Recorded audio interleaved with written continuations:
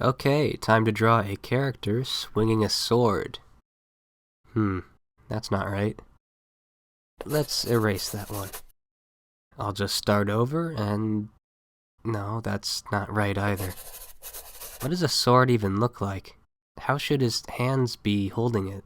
Where should his legs be placed? What angle should his head be? Should he be wearing armor? What does armor look like? Can the torso even bend like that? How can I not know what hands look like? I walk around with two of them attached to my body 24/7.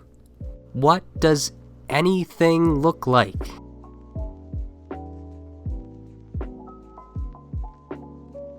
Our minds have a tendency to think in terms of symbols. This is because it's easier to imagine what something is representative of rather than what it actually looks like. This represents a nose, an eye, things you shouldn't put in the microwave, etc. Try and draw a tree purely from memory, and you'll likely end up with a symbol of one. It does have all the elements of a tree. Point to it and most people will recognize it as one, but it doesn't look very realistic, does it? Using a photo as a frame of reference will make it a lot easier to draw something that looks truer to reality.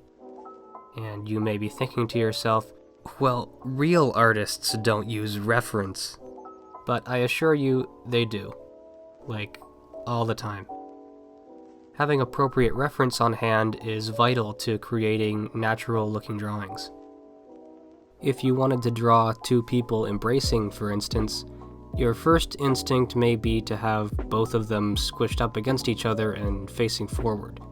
But in reality, people rarely ever hug this way, unless they're posing for a photo. By studying an image, like this one, we can observe that the girl in front is resting her chin on the other girl's shoulder, while most of this other girl's head is obscured, meaning we can only see the back of it.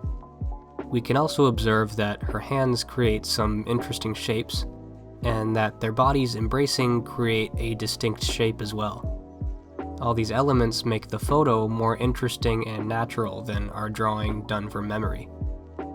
There may be that rare handful of artists who are able to draw things purely from their head, but it's less of an inherent trait as much as it is a willingness to devote thousands of hours to studying and drawing a specific subject matter. Here we have one of my own drawings, and here is the image that I used as reference. As you can see, the positioning of the legs is about identical to the reference image, but I've changed the position of the hands slightly. The man in this drawing is meant to be a bit flustered and not really reciprocating of the woman's affection here, so I've placed his hands at his sides rather than on her leg to communicate that. His other hand is mostly obscured but slightly hinted at with a few fingers poking out. I also could have copied the position of her arm behind his head, but decided it would look a bit awkward due to the height difference between the two characters. I only hinted at the arm instead, so the viewer can assume her hand is positioned somewhere behind his back. This also leaves more negative space between their heads, creating a stronger silhouette. This is a piece of fan art I did featuring Killua from Hunter x Hunter and Speedosound Sonic from One Punch Man, if you are somehow unfamiliar with either of those anime. Obviously, I would need to reference the official character art to make sure I'm not missing any details, and this is the reference I used for the poses, which is taken from Masters of Anatomy on Instagram. I'll put their logo somewhere in the corner.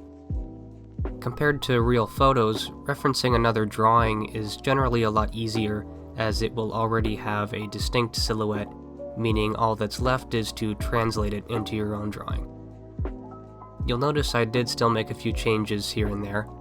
I have Sonic gripping the handle of his sword, and I made sure to shorten the sheath a bit so that it doesn't create a tangent with Killua's leg. If you're unsure what I mean by silhouette and tangents, by the way, I recommend watching my video on silhouette, which was uploaded just before this one. I had to be mindful of the same thing with Killua's hand and the edge of Sonic's head, but fortunately there was just enough overlap that I didn't have to change much. Looking at this piece now, if I were to redraw it, I think I would try and get that slight angle of the head for Sonic's pose rather than it being a straight-on profile view.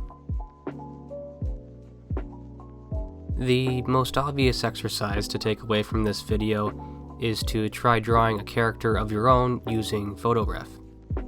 And if you can't find the exact kind of pose you want through an image search, you may have to resort to taking photos of yourself for reference, which you can then promptly delete from your phone because if anyone were to see them, you would die of embarrassment.